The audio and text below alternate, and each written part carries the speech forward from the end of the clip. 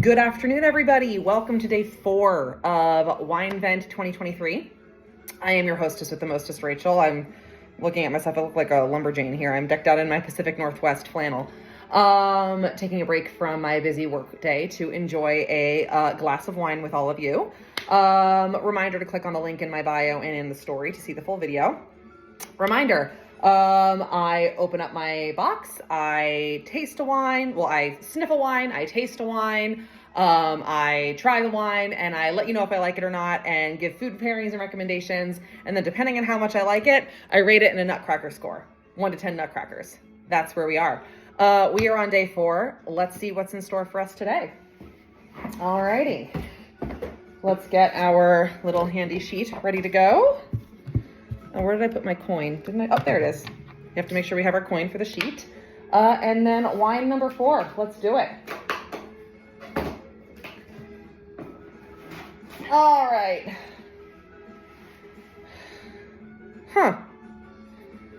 Balance of Powers Rosato d'Italia. So, okay, when I first pulled this out, I thought it was a whiskey, which this is a really interesting color.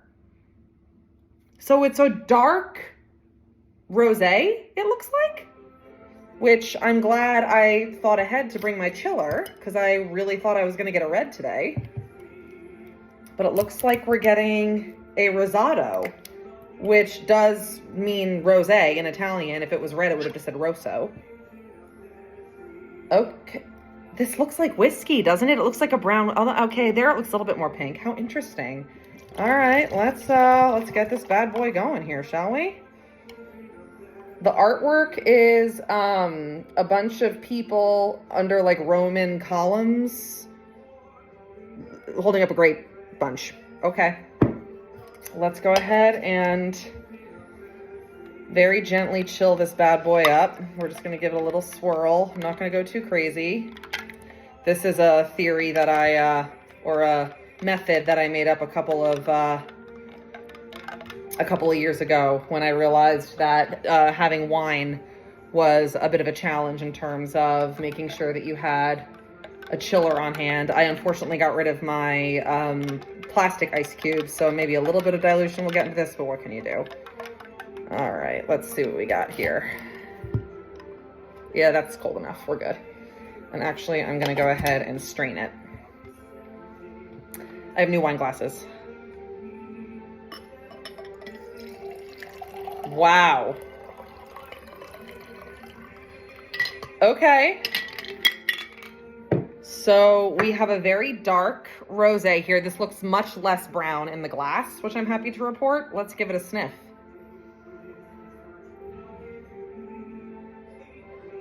Definitely a floral quality, like a lavender or a bergamot. Like sage, thyme, lavender, like parsley, sage, rosemary, and thyme. That one. Like an herbaceous, that's the word I'm looking for. Like an herbaceous quality.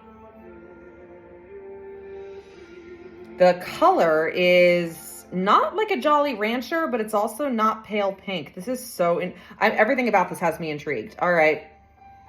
I'm not really getting any fruit, just herbaceousness, which is interesting. I am cooking something with thyme in the oven. Maybe that's helping, but let me give it a sip and see what we find.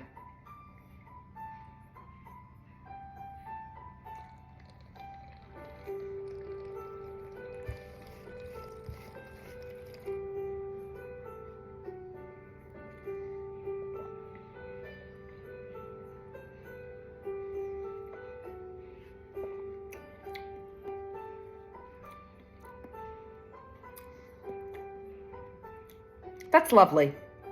And I'm so happy because this is another Italian wine and I would have been really bummed if I got 2 bad Italian wines in a row. This is lovely. This is simple. It's uncomplicated. It is dry and crisp. It doesn't take residence up on the palate the way that the buttery one did yesterday, but it's got the most beautiful cherry notes, which is so nice because a lot of times rosés skew towards raspberry and strawberry, which I'm totally here for, but cherry is like one of my favorite notes you can get in a wine, and this really brings the cherry, like bright red cherry, to the forefront.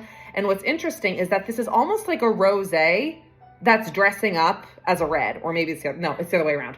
It's like a red wine that's like playing dress up and is a rosé, pretending to be a rosé. It's got a lot of the qualities of a red. It's smooth, it's full bodied, it's got that bright red cherry and even some dark Bing cherry like dominant note that you find in dark red wines. Because again, rosés typically skew towards more like strawberry raspberry. It's got like the flavor profile and the body of a red wine, but a rosé. So it's kind of like the best of both worlds.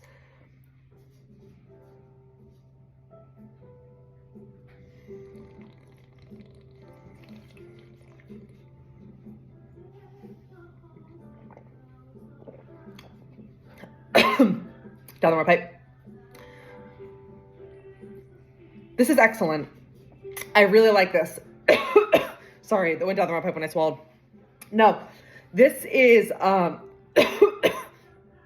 absolutely, it's simple and uncomplicated while still having like the exact flavor profile that my palate really likes. It's nice and full bodied. It doesn't look like super bright magenta pink. It looks like a nice dark pink that's like almost a rose colored pink, which is just like so pretty. It's very appealing in the glass. It's just, there's really nothing going on here that I don't love. I'm going to see if this matches the sheet, what I'm tasting.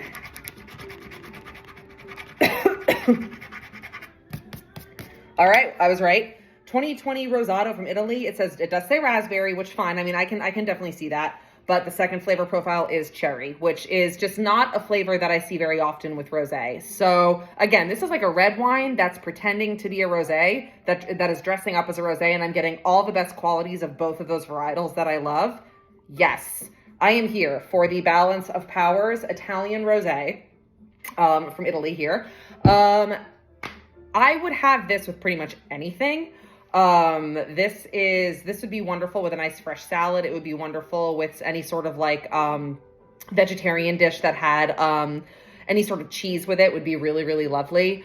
I would even enjoy this with like, a nice, fresh plate of summer fruit, but I would also drink this entirely on its own. This would go with fish. Honestly, this is so much like a red wine that I could even sit down and enjoy this with a plate of pasta with red sauce. So, hey, it's very versatile. Yeah, I'm jamming. How many nutcrackers for our friend Balance of Powers? We're going to go with a 9 for this. This is really, really good. I am super vibing on this. This is exactly the type of thing that I go for. Italy represents up high again. They have redeemed themselves from the Montepulciano the other day.